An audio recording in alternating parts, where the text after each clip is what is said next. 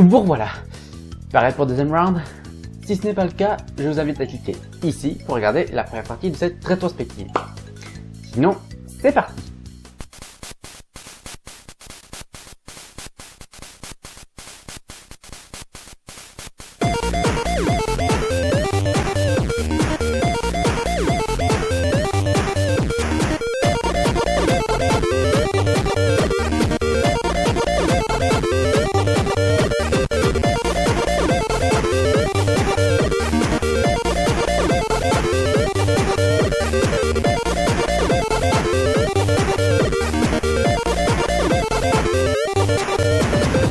Comme vous le savez, la trilogie Crash Bandicoot est née du contrat entre Naughty Dog et Universal Interactive Studios. Seulement, il se trouve que Sony est tombé amoureux du marsupial et a décidé de s'occuper de la distribution. Après la fin du développement de Crash Team Racing, Naughty Dog, avec l'aide de Mark Cerny, réalisèrent qu'Universal ne savait plus à rien dans le processus de développement et décidèrent donc de passer directement par Sony pour publier leur jeu. Sauf que Crash n'appartient pas légalement à Naughty Dog, mais à Universal. Le choix était rude, mais au bout du compte, Naughty Dog se devait d'abandonner Crash.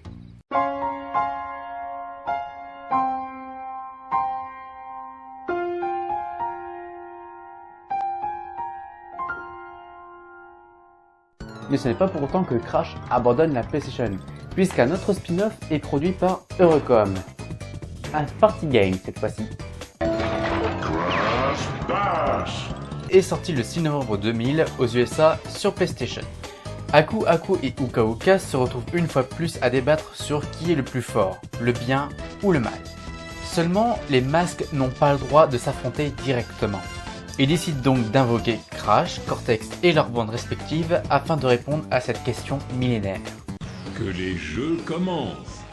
Tout comme Crash Team Racing, Crash Bash part d'une base à la Mario Party avec les mini-jeux, mais arrive à se créer sa propre identité.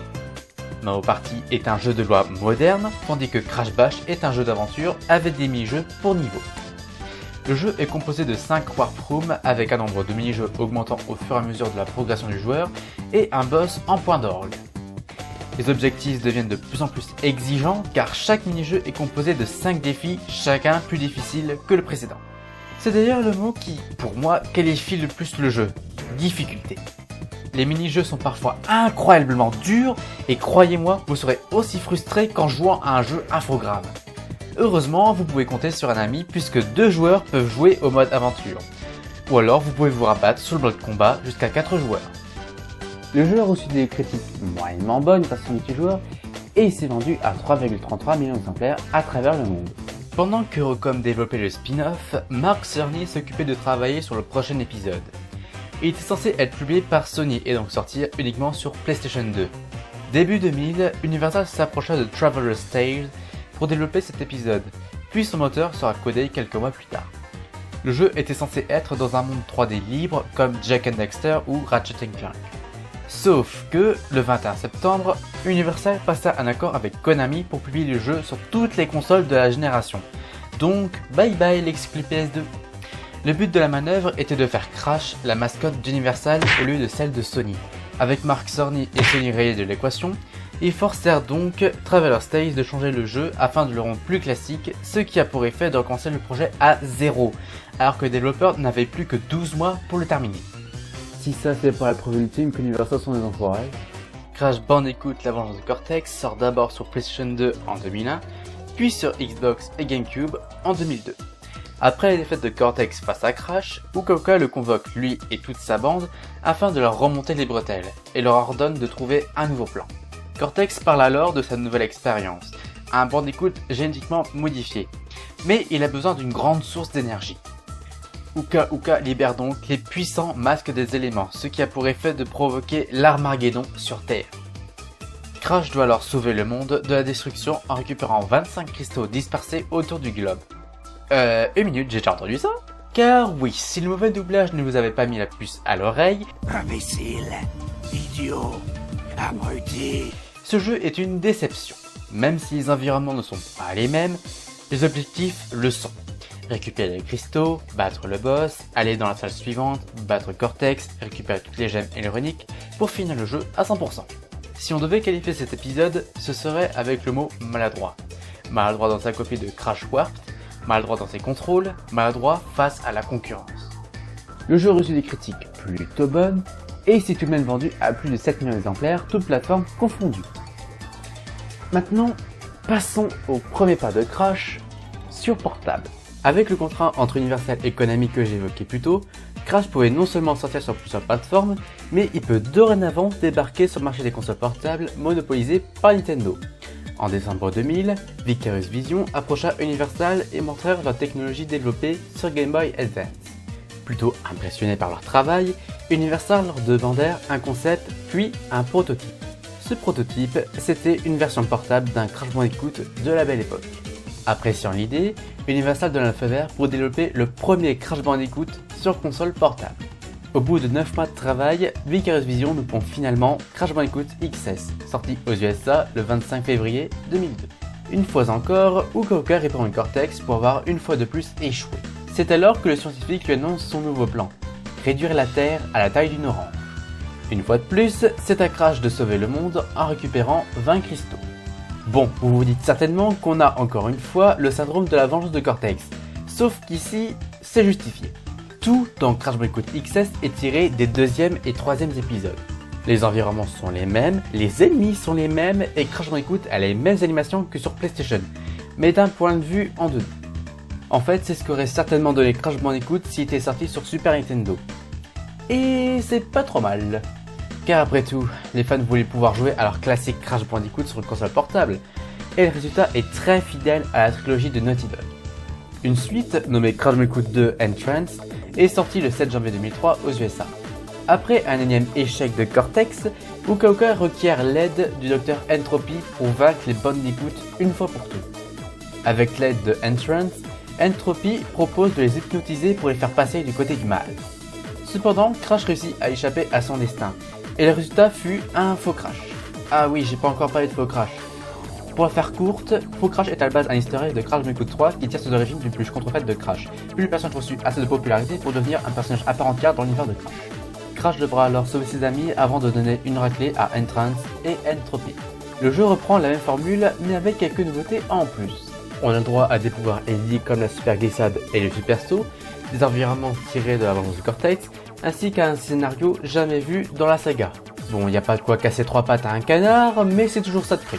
Ces deux jeux reçurent une réponse barre de la critique, les considérant comme de bons petits jeux rendant hommage à la trilogie originelle.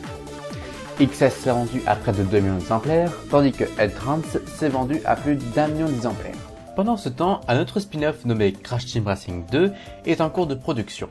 Le développement a commencé chez Traveler's Tales qui avait l'intention d'introduire 2 nouveaux personnages dans le Crashverse. Mais quand Universal, racheté et renommé en Vivendi Universal Games, passa le développement à Vicarious Vision, ces personnages furent reportés au prochain jeu. Reconnaissant que les FMV sont devenus une norme en termes de jeux vidéo modernes, l'éditeur a décidé que le récemment renommé Crash Nitro Kart sera le premier de la série des Crash Bandicoot à en proposer. Les 8 artistes de Red Eye Studios réussirent à créer 32 minutes de cinématiques pré-rendues en 4 mois. Crash Nitro Kart Est sorti le 11 novembre 2003 aux USA sur PS2, Xbox, GameCube, Game Boy Advance et N-Gage.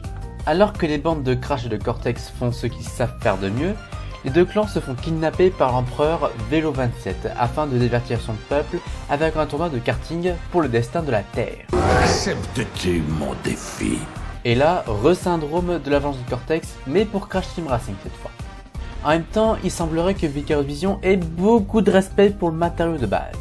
Même contrôle, même histoire, mais un peu de nouveauté au niveau des personnages et des mécaniques. Ainsi, on voit l'apparition de Nitros Oxide et de Entrance en tant que personnages jouables. Niveau mécanique, les dérapages turbo et les turbos aériens sont toujours de la partie, mais on a une nouveauté très à la mode en ce moment, l'antigravité. Oui, Mario Kart 8 ne l'a pas inventé, mais puisqu'on en parle, je vais revenir sur ce que j'ai dit dans la rétrospective de Mario Kart. L'antigravité de Crash Nitro Kart et de Mario Kart 8 ont chacun ses avantages et ses défauts. Nitro Kart propose vraiment des endroits où on sent que l'on a la tête à l'envers avec des loopings et des vrilles, mais elle peut faire perdre de la vitesse, tandis que Mario Kart 8 fait tellement attention à la motion sickness que l'on ne ressent rien, mais notre vitesse est au moins gardée. Enfin bref, Nitro Kart reste un bon jeu de cartes qui n'égalera toutefois pas son ancêtre. La version portable, quant à elle, offre une alternative potable, même si la Game Boy Advance manque de boutons. Les critiques furent assez positives et reconnaissent que Vicarious Vision ont tenté d'émuler Crash Team Racing en ajoutant une surcouche PS2. Le jeu se vendra à 3 millions d'exemplaires, toutes plateformes confondues. Après la finalisation de Nitro Kart, Vicarious Vision et Vivendi remirent le couvert pour un nouveau jeu sur portable. Voulant quelque chose de différent, Vivendi approcha Vicarious Vision avec un concept de crossover entre l'univers de Crash et celui de Spyro, quelque chose que beaucoup de fans attendaient et pour cause. Les deux séries sont pratiquement liées l'une à l'autre comme des jumelles.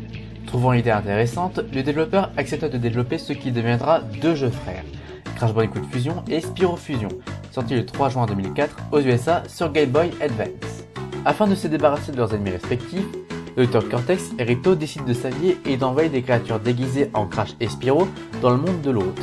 Cela se finit sur un combat entre les deux protagonistes qui réalisent ensuite qu'ils sont tous deux du côté du bien et décident donc de s'allier. Crash aura la mission de récupérer assez de cristaux afin d'atteindre Cortex et Rito. Ne vous laissez pas avoir par l'histoire, car Crash Bandicoot Fusion et Spyro Fusion sont en réalité des party games proches de Crash Bash. Il faut avoir réussi un certain nombre d'épreuves avant de pouvoir passer à la série suivante, après un boss bien entendu. Dans ces mini-jeux, on trouve du casse-briques, de la plateforme sur rail et surtout beaucoup de phases de shooter. Et comme dans Crash Bash, ça devient trop répétitif. Et dans ce cas-là, pas très inspiré. On peut accéder à chaque mini-jeu à travers un monde façon plateforme. Mais je me demande à quoi il sert parce qu'on perd son temps à trouver les mini-jeux. Les critiques furent assez partagées et il s'agit du premier jeu Crash Bandicoot à ne pas atteindre le million d'exemplaires. Il n'en s'est vendu que 640 000. Après que Traveler's Tales s'est vu retirer le projet Crash Team Racing 2, ils se penchèrent sur un autre jeu Crash dénommé Crash Evolution. Ce jeu devait être très différent de la structure des opus précédents avec un monde en 3D libre, très en vogue à cette époque grâce à Jack and Daxter et compagnie. Le style visuel devait se rapprocher d'un univers de science-fiction, peu fréquent dans des jeux de plateforme. Crash devait explorer différentes planètes afin de stopper une invasion d'aliens. Mais ce projet fut abandonné un an plus tard car il était trop proche de Ratchet & Clank. Finalement, l'équipe se tourna vers un jeu où la relation entre Crash et Cortex serait humoristique. C'est ainsi que Crash to Infinity vit le jour et sorti le 30 août 2004 aux USA sur PlayStation 2 et Xbox. 3 ans après les événements de l'avance de Cortex, le scientifique fou prépare un nouveau plan pour se débarrasser des Bandicoots. Mais après une rapide défaite, deux perroquets venus d'une autre dimension envahissent l'aine de N-City et menacent de la détruire. C'est alors que l'impensable se produit. Crash et Cortex doivent faire équipe malgré leurs différends. Bon Dieu que j'adore cette situation. Sérieusement, Crash et Cortex forcés de coopérer, c'est juste une idée géniale et amenant des scènes vraiment drôles. C'est l'occasion de découvrir Cortex sous un nouveau jour, celui de poule mouillée. Mais c'est également l'occasion de découvrir le passé assez riche de ce scientifique fou de série B. Malheureusement, on n'a pas trop le temps d'en parler maintenant, donc dirigez-vous ici pour découvrir son histoire. Concernant le jeu, je pense qu'un renouveau ne fait pas de mal, mais passer d'une 3D couloir à une 3D libre, ça peut être casse-gueule. Si vous avez été habitué au saut précis et à la caméra bien cadrée, vous allez être déboussolé car ici, la caméra libre rend les sauts très délicats. De mon côté, je pense que c'est un défaut de tous ces jeux de plateforme 3D libre. Ou alors c'est moi qui joue comme une merde. Par contre, la musique est complètement en accord avec le jeu car elle est entièrement faite à la bouche par le groupe Spiral Mouth. Les critiques furent plutôt positives, notamment grâce à l'humour cartoon. Mais pourtant, il n'atteint même pas les 800 000 exemplaires. Là, on sent le signe de la dégénérescence de Crash. Mais pourtant, cela n'arrête pas Vivendi de continuer à exploiter le Bandicoot avec encore un autre spin-off, Crash Tag Team Racing, sorti le 19 octobre 2005 aux USA sur PlayStation 2, Xbox, GameCube et PSP. Alors que le parc d'attractions du Motor World allait fermer ses portes à cause du vol de ses gènes d'énergie, Crash, Cortex et leur bande ont un accident dans le parc et son gérant les recrute pour l'aider à les retrouver. Celui qui les trouve en premier gagne le parc entier. Tag Team Racing se différencie de Nitro Kart et Team Racing en changeant complètement les mécaniques. Adieu ce dérapage et bonjour dérapage à la Mario Kart Double Dash qui fait augmenter une jauge de turbo. Mais la principale nouveauté à un tel point que tout jeu est centré sur ça, c'est la fusion des véhicules, donnant alors un super kart avec un personnage pilote et un autre à la tourelle. Autrement dit, ce n'est plus de la course, c'est presque du tir sur rail. Mais encore faudrait-il arriver à trouver une course, puisque Tag Team Racing reprend le monde hub de fusion qui fait perdre du temps aux joueurs. Ah oui, et niveau humour, eh bien on est passé de ça. N'approche pas, stupide imbécile! Détourne ton regard ou le cristal te rendra fou! Ça.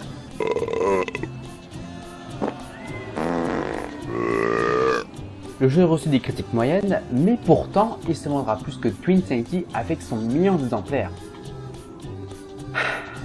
Bon, le moment est venu de parler de ce jeu, donc allons-y. Après Tech Team Racing, c'est au développeur japonais de chez Dimps d'avoir l'occasion de développer un party game nommé Crash Boom Bang, sorti le 20 juillet 2006 au Japon sur Nintendo DS. L'histoire parle du vicomte qui est à la recherche du grand cristal de pouvoir. Pour l'aider, il organise une course dont le prix est de 100 millions de dollars afin de déléguer le sale boulot à notre bandicoot et à toute sa troupe.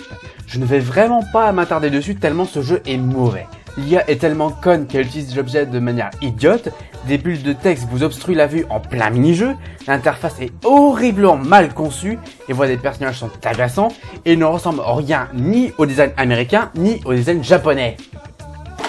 Ce jeu, je possède uniquement pour la collection et point barre. Il n'y a rien à sauver, tout à jeter. Bien entendu, la critique est de mon avis, et il ne s'est vendu qu'à 80 000 exemplaires. Maintenant, il est temps de parler de changements. De grands changements. Le développement d'un nouveau Crash a commencé après la finalisation de Crash Tag Team Racing. Les développeurs de Radical Entertainment ont l'idée d'utiliser la détection de mouvement de la Wiimote pour l'intégrer au gameplay. Et donc, le développement se focalisa sur la version Wii. Crash of the Titan sortit alors le 4 octobre 2007 aux USA sur PlayStation 2, Xbox 360, Wii, Game Boy Advance, Nintendo DS et PSP. Après l'humiliation de la coopération dans Crash Twin Sanity, le Dr Cortex décide de transformer les animaux de l'île Wumpa en affreux mutants et enlève Coco afin qu'elle l'aide à terminer son Dominator, une arme de destruction massive pour éliminer les bandicoots et réduire la Terre en esclavage. La première chose qui choque, c'est le redesign des personnages. Bien que discutable, il reste tout de même dans l'aspect cartoon, même si ça ne vaut pas les designs originaux. Ensuite, on peut remarquer un grand changement de gameplay. Ici, le but n'est pas de récupérer des cristaux, mais de contrôler des mutants de plus en plus puissants. Je pense que ceux qui ont connu les premiers Crash ne peuvent pas apprécier ce jeu, car il est tellement différent qu'il faut le traiter comme une nouvelle licence. D'ailleurs, le fameux tourbillon de Crash n'est qu'un mouvement secondaire, puisqu'il se bat dorénavant avec ses poings et ses pieds façon beat'em all. Quant aux versions portables, la DS revient à de la 3D couloir classique, la Game Boy Advance reste dans le même genre, et la PSP est un portage de la version PlayStation 2. Le jeu reçut une réponse plutôt positive de la part de la critique, et il s'est vendu à 2,23 millions d'exemplaires, toutes plateformes confondues. Une suite fut mise en chantier dès la fin du développement de Of the Titans, dénommé Crash Génération Mutant en VF et sorti le 7 octobre 2008 aux USA sur PlayStation 2, Xbox 360, Wii, PSP et Nintendo DS. Après la chute du Dominator sur Terre, tout est calme sur l'île Wumpa. Coco essaie de bricoler l'œil de l'arme de destruction pour la transformer en système de divertissement ultime. C'est alors que le rêve devient réalité lorsque les bandicoots voient un nouveau produit de divertissement multifonction au téléachat. Coco et Crunch sont tout de suite séduits, mais il s'avère qu'il s'agit d'un casque de contrôle mental créé par Cortex et Embryo. Crash va donc sauver ses amis et le monde par la même occasion. Une des faiblesses du précédent épisode a été soigneusement corrigée dans cet opus. En effet, dans Of the Titans, le joueur crée un lien émotionnel avec le mutant, mais il était instockable. Ici, on peut facilement mettre un mutant dans sa Pokéball, dans sa poche pour pouvoir le réutiliser plus tard. Autre changement, alors que le précédent opus était linéaire, celui-ci est basé sur des missions, et qui dit mission dit aller-retour incessant. Je pense qu'il s'agit là de la grande faiblesse de Génération Mutant. Mais il n'y a pas à tortiller, l'humour est très présent ici grâce aux nombreuses parodies dans les cinématiques. On trouve du Dragon Ball, du South Park, du théâtre de marionnettes, du motion comics, et j'en passe. Sinon sur DS, on a une incroyablement mauvaise adaptation de la formule Crash Game Boy Advance, tandis qu'on retrouve un portage PS2 sur PSP. Le jeu reçut à peu près le même accueil que pour Of the Titan, et il s'est vendu à 2,16 millions d'exemplaires. Depuis, aucun autre jeu Crash Bandicoot n'est sorti à part de pauvres suites de Nitro Kart sur iOS. Pourtant, on a souvent écho de projets de Crash Bandicoot abandonnés.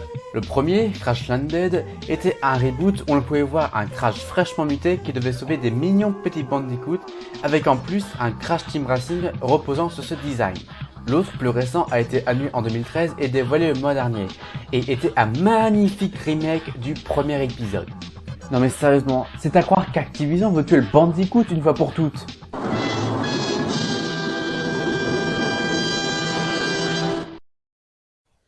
Bande d'enculés.